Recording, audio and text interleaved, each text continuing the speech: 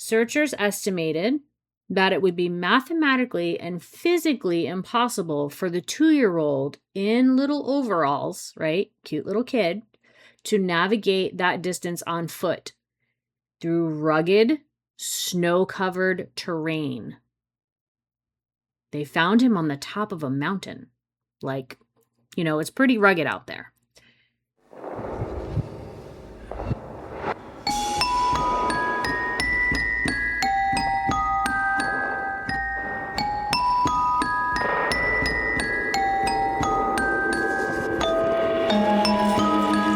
Hello, everyone, and welcome to As the Skeleton Key Turns, the podcast where we explore haunted locations, paranormal investigations, forgotten history, and the stories that refuse to stay buried. I'm Gray, of course, joined always by Christina. Hello. Grab your flashlight, lock your doors, and let's turn the skeleton key. Today's episode is going to be one of something that is a little different. It's still considered spooky, right? But it's spooky on a level that I think it hits closer to home than most. Because it's very attainable. Not to say you don't want to attain this, that's going to happen, but it is something that does happen every day, unfortunately. Maybe put in a little trigger warning. Yeah, so trigger warning, it does involve missing persons. So if you or a family member have any missing person, please make sure you contact your local your local police investigation stations as well. So that way, just in case, God forbid, someone does go missing, hope they return safely. Seriously, it's actually hope they return safely. So yeah, so that is the trigger warning for today. We don't have a safe word. No we don't believe in that here. No, we don't. Safe word. So you always see call blah blah blah before you dig. Today is call 411 before you snoop. So today is the 411 missing case files. Of course, this whole thing, and I'm going to let Christine explain this because it's actually quite interesting. And I didn't realize that a detective had done this. I had always kind of, always seen, what is that, missing person? Have you seen Unsolved Mysteries? That's what it was. It's like, have you seen this person? Da, da, da, da, da, then call blah, blah, blah, blah. Right. So this is the 411 missing case person. Now, of course, this was voted on by our listeners. It was. So, yes. So thank you all for engaging. Thank you all for actually taking the time and voting on something. This is what we want to see. We want to see engagement. We love it. So yeah, so this episode is because of you all. So emotionally supported by our listeners, but still, please don't forget to click our links, but we'll talk about that later. Anyways, so I'm going to kick it off with Christina heading us on the trail today. So that way, as the door opens, it'll be a very, very, very fun ride. So what do you got for us? So I also wasn't super well versed in what the missing 411 was. I know I've seen some shows about missing people and things like that, but I didn't know it was like a thing. So when it was suggested and we went with it, that was fantastic because I'm always looking to learn new stuff. So what is the missing 411? So actually, it was a series of books and documentaries that were created by a former police officer named David Paulides. I hope I'm saying his name right. He investigated hundreds of unexplained disappearances in wilderness areas across North America. Beginning in 2012, he argued that many of these cases share unusual similarities that cannot easily be explained, which is why we're doing it on this podcast. He never identified one definitive cause, but instead highlighted recurring patterns that he believes deserve further investigation, and I agree. Many researchers, search and rescue professionals, and skeptics disagree with his conclusions, arguing that many of the disappearances can be explained by accidents, environmental conditions, wildlife, or investigative limitations. While the disappearances themselves are real, The idea that they are connected by a single mystery remains extremely controversial. So, the main thread between all of these disappearances, I mean, there's all ages, all sexes, all everything, right? But the main thread is that the majority of these disappearances happened in national parks like Smoky Mountains National Park. There's a couple parks out west. Like, so we're going to talk about some of the individual cases, but definitely they all have that common thread. Another pattern is that the victims often disappeared within minutes. So, like, people would be doing something and they turn around and the person is gone, like vanished, Oh, vanished. so just Gone. boop. Yep, just gone. So a lot of these people were experienced hikers, hunters, people who've been in the backwoods and all that, and they vanished in familiar terrain. So they were familiar with the areas that they were in and that they vanished in, which is kind of crazy. Um spoiler, not spoiler, but trigger. Some of the children disappeared without a trace, like young kids. Clothing and shoes were often found separated from where they found the victims. And bodies are sometimes located in areas that had already been searched and had no findings. Kind of like they were dropped there after the fact. That's my thoughts, anyways. Oof. Sudden weather changes often interrupt search efforts. So all these people gather around, of course, especially when there's a person missing from the community or a child. Everyone gets together. There's been several cases here in my area that the Amber Alert or just the missing person thing comes up and like droves of people show up to help. So that's amazing. Sorry that they had to do that, but it's amazing how people kind of join together to do that. But these people would search the area and there would be no evidence, they wouldn't find anything, and then the victims would be found in the same areas that were already searched. Tracking dogs lose the scent or refuse to even track. So they like that's what those dogs do, and they are not doing their job. Like they're like, nope, nope. Little or no physical evidence is recovered. And there are some survivors in this. They report missing time, strange sounds, or a feeling of being watched that they cannot explain. And many disappearances occur near water, granite boulder fields, caves, or dense forests. So that's kind of like backwoods terrain there. But I don't know. Oh yeah. What are your thoughts on the similarities of it? I I mean, here's the thing, right? So the disappearing without a trace, right? And you're in national parks. Mm-hmm. Now, some of these national parks are older than time themselves. Right. So I I can only imagine, like, if someone goes missing and then you have a lapse of time that you don't remember. Like, that's gotta be something fucking paranormal. Not just paranormal, that's gotta be something just wicked wild. At that point, it's like, oh, I went missing. It's like, oh, you went missing for like 6 months, honey, and now you're home. Welcome Right. home. Right. Like that's Huh? just I can't even imagine. And the poor children.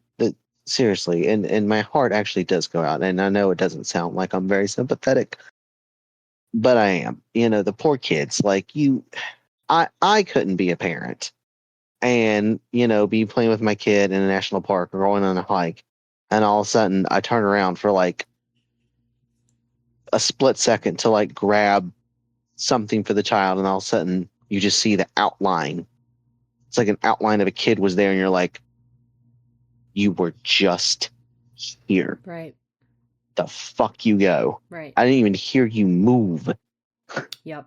But yeah, no. So yeah, that's crazy. And so like, so speaking of the lapse of time and stuff, I I have one of our first cases of 411, and it actually deals with lapse time, and it's very odd how it kind of plays out. So this is Stephen Kubacki. Now he's part of the missing 411 case, right? In February of 1977, the 24-year-old man, of course Stephen Kubacki, was a cross-country skier through the snows of Lake. Was doing cross-country skiing through the snows of Lake Michigan. Once he reached the edge of the lake, he took his skis off, sat down, and rested. When he got up to leave, his own tracks were gone, What? and he became lost. Now, this is very real, folks, for the simple fact it's snow. You Right. know, do we truly know if it was still snowing while he was skiing? Probably. It's wintertime, the snow's still building up. Of course, you're going to lose your tracks. That's one thing about skiers. Like, if you all go skiing and it's still snowing, make sure you have some type of marker to like mark your path because you're going to get fucked up. But anyhow, Yeah. moving on. So the last thing he remembered was walking through the snow, feeling numb and exhausted, and he blacked out. In the blink of an eye, it was springtime. He was laying in a grassy field in the middle of a forest, wearing clothes that weren't his. What? Sitting next to him was a stranger's backpack containing running shoes, glasses, and other clothing that did not belong to him. According to records, he had hiked to the nearest town, asked a local resident where he was. They told him he was in Pittsfield, Massachusetts, 700 miles away from where he had been skiing. How? His aunt and father lived. Yeah, that's what. Hang on. Yeah, no, this is the weird part, right? So his aunt and father lived in Pittsfield. So they went and picked him up. So he knocked on his aunt's door. His family was in shock, hugging him, asking where he'd been. Kubecki had been missing for 14 months. So 1 year and 2 months this man had been missing since the accident. What? Okay. Remember, it was snowing. His tracks were covered. He got confused. He got lost, rightfully so. Sure. But what I want to know is the blink of time, Right. Like, how the records, yeah, make that make sense. how? Make that make sense. But anyways, yeah. So when Quebec had first gone missing, of course, the search team had found his poles, his ski gear, and everything at the edge of the lake, exactly where he had remembered taking it off at. However, there was only one set of footprints leading towards the water, but none walking away. They had assumed that he had drowned himself in the freezing lake. Since he had been missing for so long, everyone assumed that he was dead. Of course, you're going to assume the dude's dead. Right. He's fucking. Let me just take my gear off. Doop, doop, doop, doop. Right. Like, You're dead. yeah. Anyways, The water's cold. so the official explanation, right, is the doctor said he had amnesia because of a fatigued state. But however, doctors were baffled in the case because it's incredibly rare for someone to lose such a large chunk of their memory in a fatigued state. So essentially, the doctor's saying he was so tired, his body shut down, and his mind went with it. So he just doesn't remember doing anything.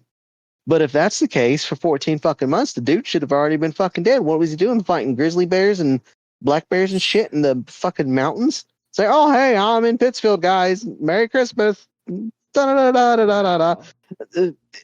Anyway, so Kubecki doesn't remember anything.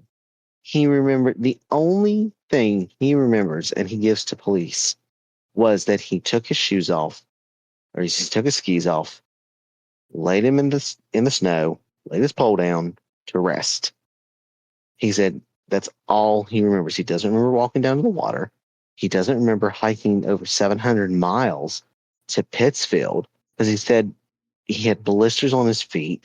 His feet were swollen. They were wet. They were, his Sure. legs were incredibly tired. They were eaten up with mites and ticks, and he had scratches all Ooh. over him.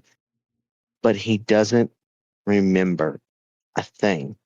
However, the one thing he does remember is that he was a linguistics master. He had a master's degree in linguistics, and he could still remember every language that he learned, but he can't remember 14 months of time.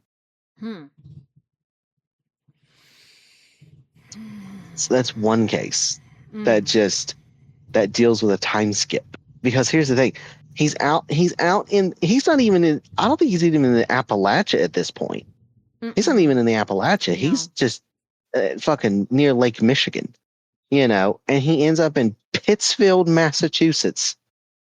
Buddy, that is two stark different places. Right. Like, I mean, the wounds and stuff would be definite evidence of something like that happening, but I mean, did he eat? Did he drink? Like, I don't The know. It reports was don't cold. exactly say. There is some saying that he did get some sustenance along the way, that he doesn't know how he got it, but he just remembers feeling very sick, Mm, and that's pretty much it. So I'm assuming he's eating berries, nuts that have fallen on the ground. He's probably eating things he shouldn't.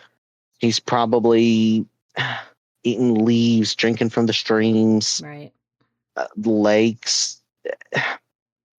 Who knows? Wow. But it doesn't sound like he went in. He wasn't a survivalist, right? He wasn't an adventurer of any kind other than, this little ski thing. So for him to go missing for 14 months, look at, tracks that go into the water of Lake Michigan or near Lake Michigan, wherever this body of water was, and for then him to just reappear 14 months later and just be like, I don't remember, but I'm here. Hmm.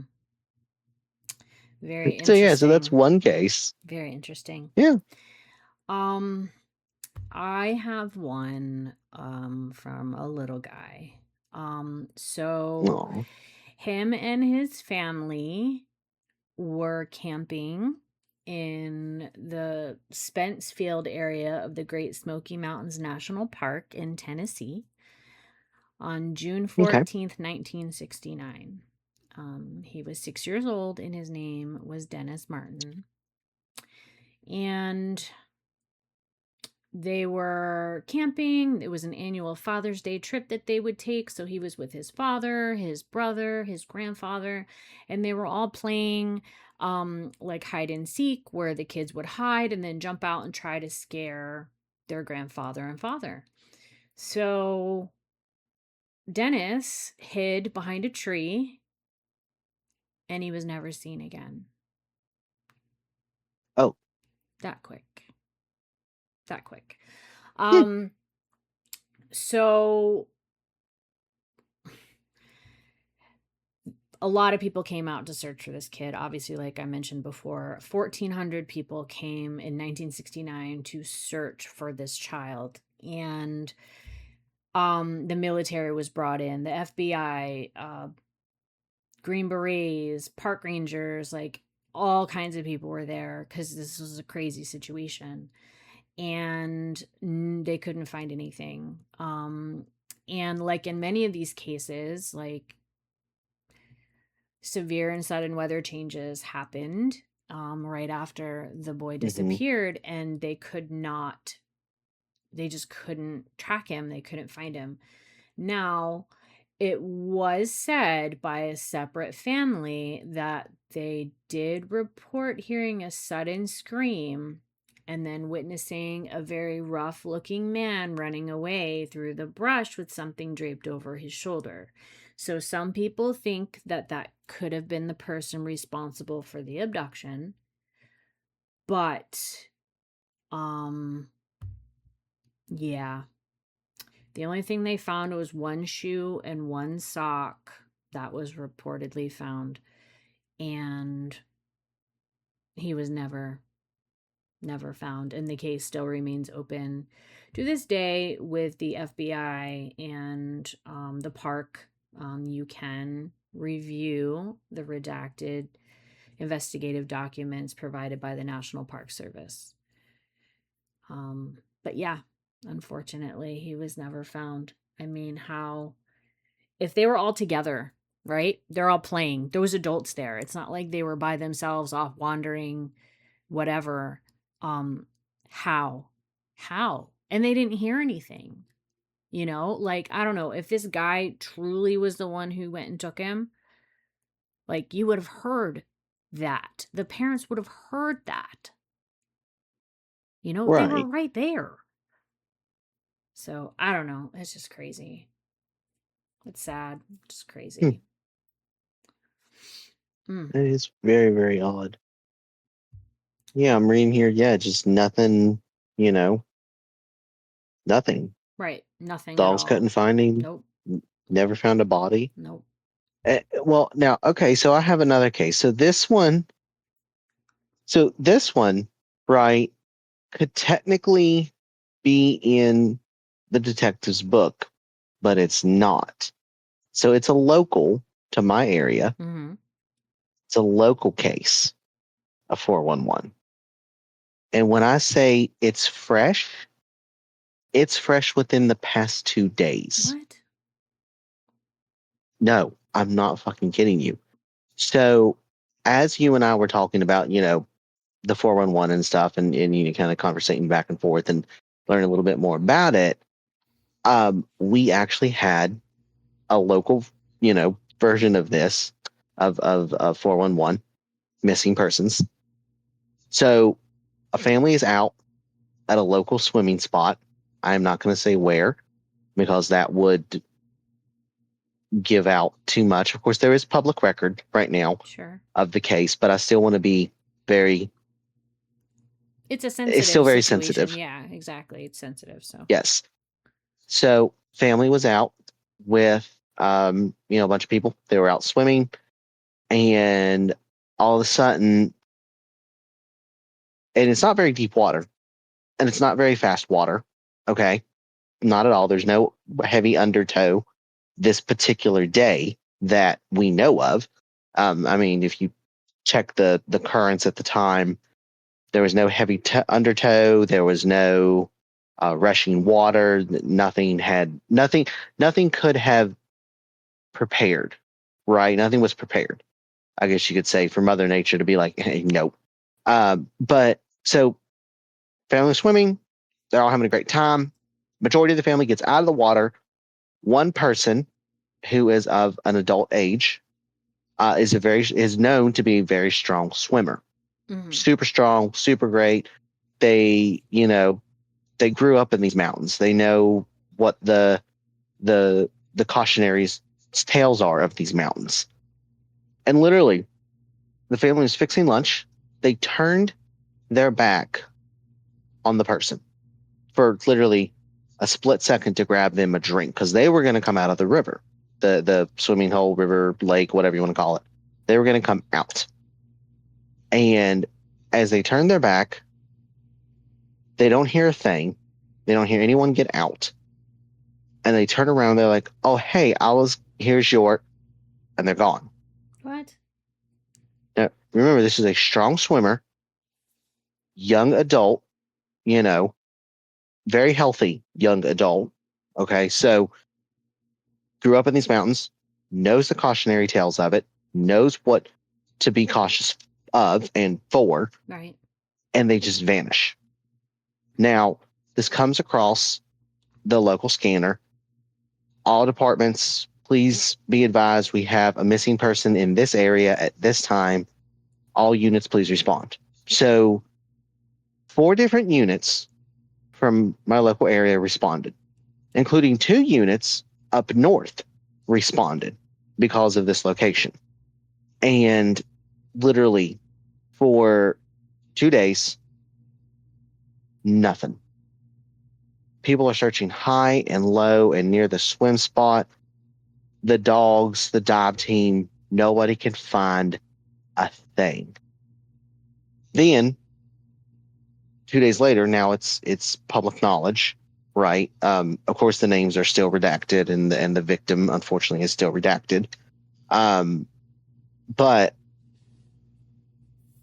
2 days later, a DHA, or not DHA, DEA agent is out hunting, right? Just hunting in the mountains, off clock, not thinking of anything, and stumbles up on a bloated, like he said it looked like a bloated piece of cow, is what it looked like. And he went up and discovered it was a human body. Oh, God. It was the missing person. So they found the missing person today. So when I say recent, I mean like local, like just happened. And yeah, so it's crazy because the reports that were released to the public show the local agencies that were working with everyone, hey, we found nothing. Like there's no clothing, there's no swimming gear, there's no sign of this person. Like we couldn't find this person. They were found 5 miles down from the swimming hole on the shoreline by a DEA agent who was just hunting. Wow. So, I mean, this is, and so now keep in mind, this takes place in, this particular thing happens in the Appalachian Mountains. They're old mountains. Right. So this one is being investigated very heavily because now they say there's no sign of foul play. They said there's no, people have been interviewed. It truly was a missing persons case, and it just sucks, but still, it's still being heavily investigated because they want to make sure all possibilities of anything bad is not coming into play here, because this person was very well loved by the community, very well adored, very well known. They had a lot of friends. So it's just, everyone's speculating on who it was because the name hasn't been released yet. But there are a few people in the local area who do think they know who it is, and there are a few people who think they know who it is. And then there's those it's like, no, it can't be this person. But like, we haven't heard from this person for 3 days now. So day of the swim, 2 days missing, day of the find. So 4 days, give or take. But still, regardless, it's nuts. It's I mean, literally, it's the case of turn around, blink and you miss it. Right. Literally, just blink and you miss it, and that's kind of what happened to this poor person. And so I will send you the exact like post that is official, but then there's the unofficial where I had to kind of dig a little bit after I saw the post, and I did my little FBI investigation, my own little find out investigation. Find out a couple things, figure out what exactly is going on, because it was a Facebook post, so we have to take it to a grain of salt. Yeah. But yeah, so that's my local 411 missing person, which is fucking nuts. That's crazy. Right? Like, that's crazy. And I'm sorry the for fuck, their family and whatever, because that's raw and fresh and yeah, so the family, I haven't seen the family around. Because it, being that it's local, I haven't seen the family around. I haven't seen any of the family's friends. I haven't talked to any of the family's friends. So I'm letting it, rest and do its thing. I'm sure there will be some type of privatized funeral, and everything. But here's the freaky thing about that, right? Okay. Here's the tricky thing. When the post was released, I hadn't read it yet. Exactly. Like the official post that was released by my local government, my local agencies. Mm-hmm. But I did see where I live, I did see an EMS ambulance transport a decedent to the local funeral home. Huh. The time and correlation match up. Hmm.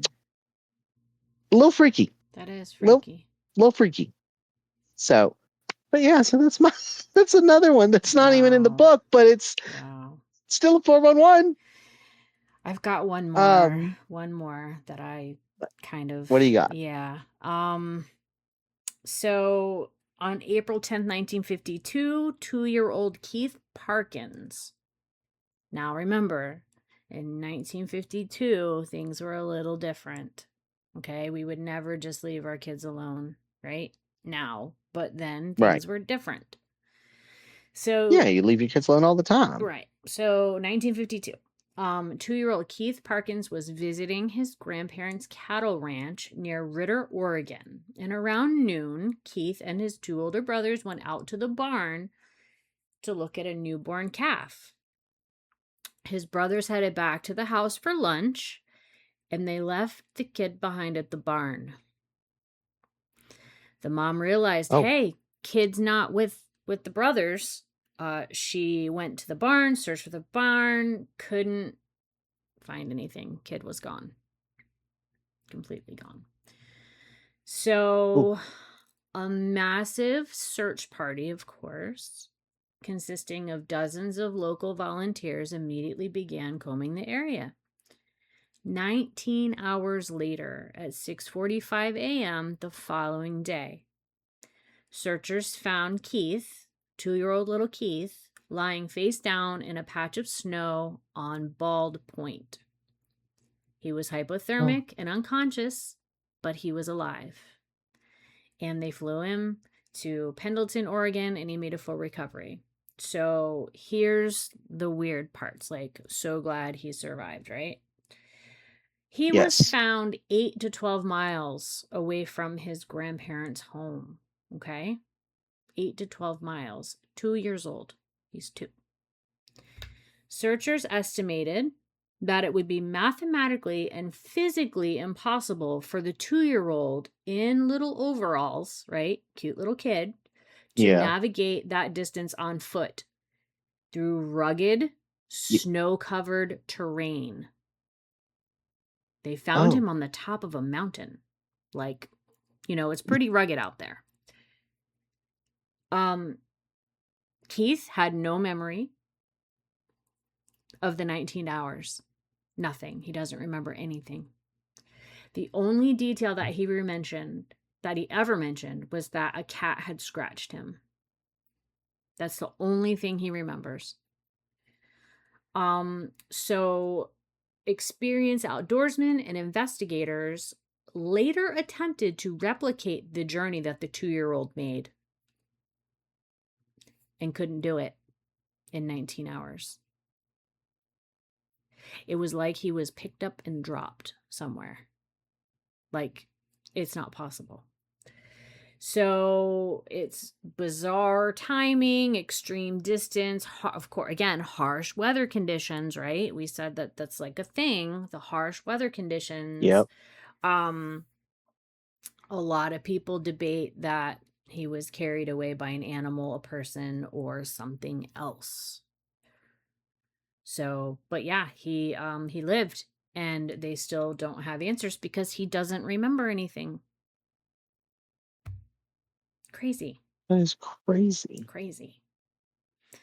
Absolutely 19 crazy. hours, a 2-year-old. And minor injuries. Minor injuries. Like, he was hypothermic, yes, of course, but he just little scratches, nothing. Nothing else. Yeah. So, like, how do we explain that? How are these people missing like that?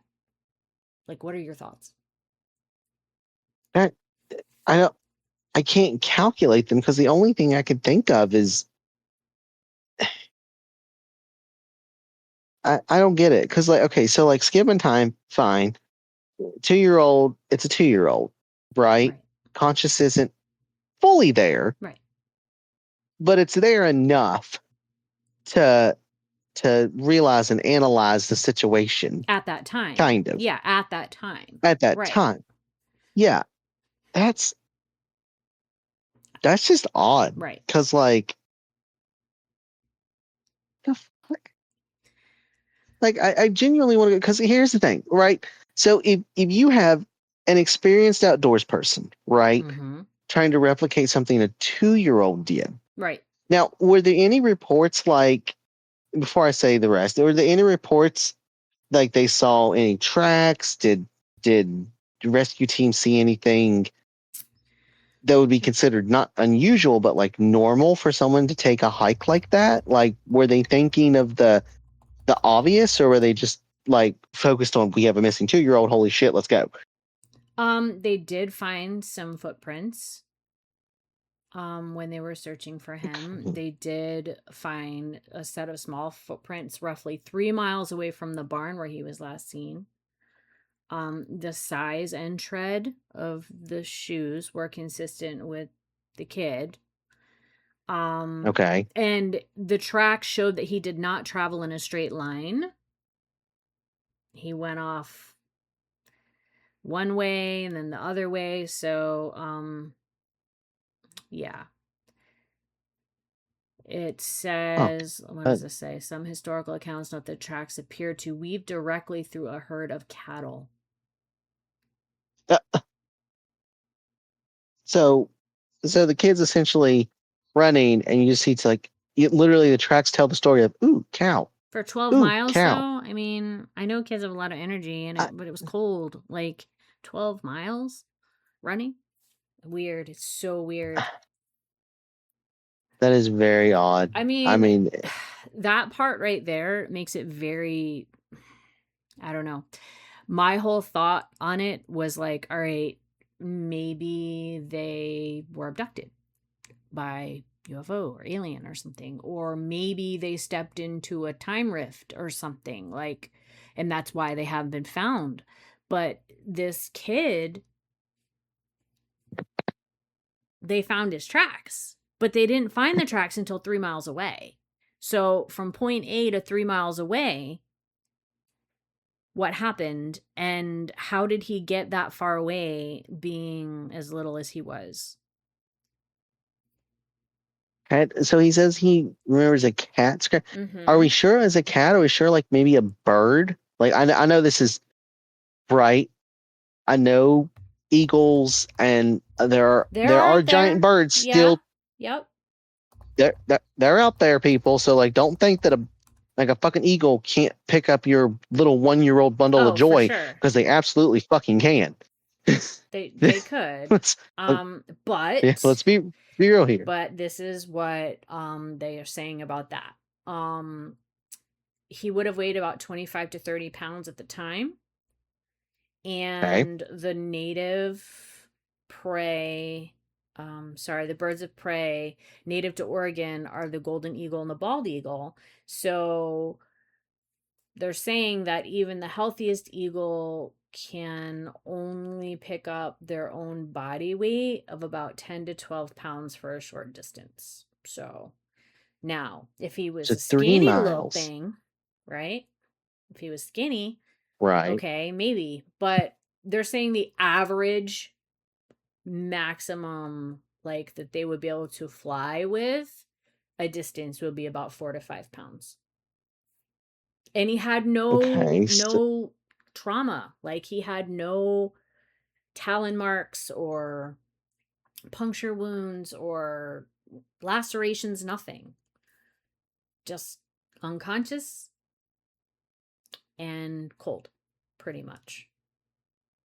what the fuck? So the cat, Okay, the hmm cat, there are, I mean, in that area, there are mountain lions and cougars, right? So yeah. they're saying that maybe the cougar could have drug him or interacted with him. But he would have ate them. Like, not to be Yeah, morbid, but instantly. I mean, we're where we are right now, right? We're on Yeah, As a Skeleton Key Turns yeah, podcast, and he would have ate them. yeah. He absolutely, like, a mountain lion or a cougar or a coyote would absolutely would have eviscerated a 2-year-old. Absolutely. Defenseless. Right. It's looked at as prey. I'm not saying a child is an it, but said child is looked at as prey. It's Right. like, oh, that looks like a good toasted stuffed ravioli. Nom, nom, nom, nom, Yeah, nom, nom. exactly. That's The- exactly what they would have it- done. but I just see that one's Kubrick. Fine, Kubrick. Whatever. Maybe he did have amnesia, Sure. right? Maybe he just, Kubrick. Fine, 700 miles. He's a full-grown adult. Right. Absolutely, Right. sure. 2-year-old. Right. That's why I was like, we have to talk about this kid because it's crazy. How?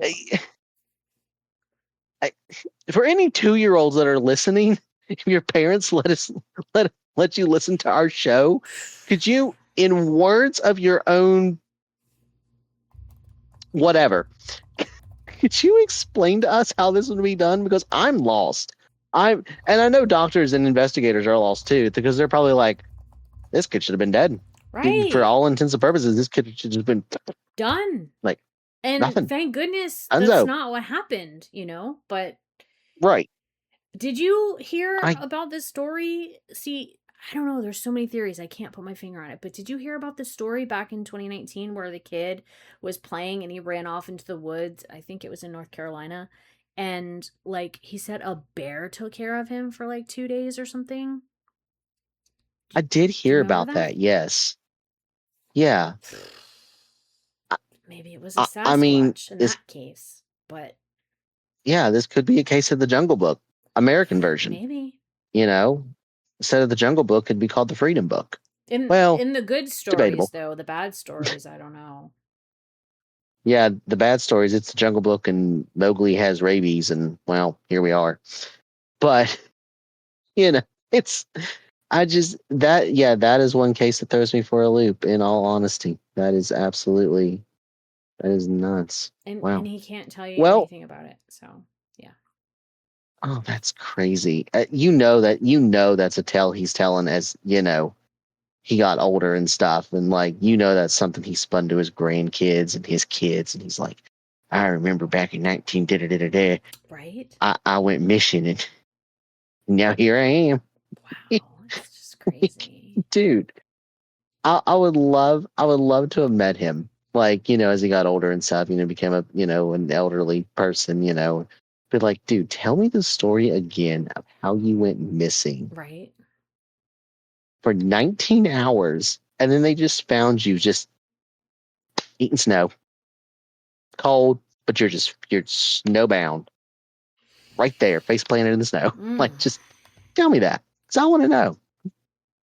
Fuck.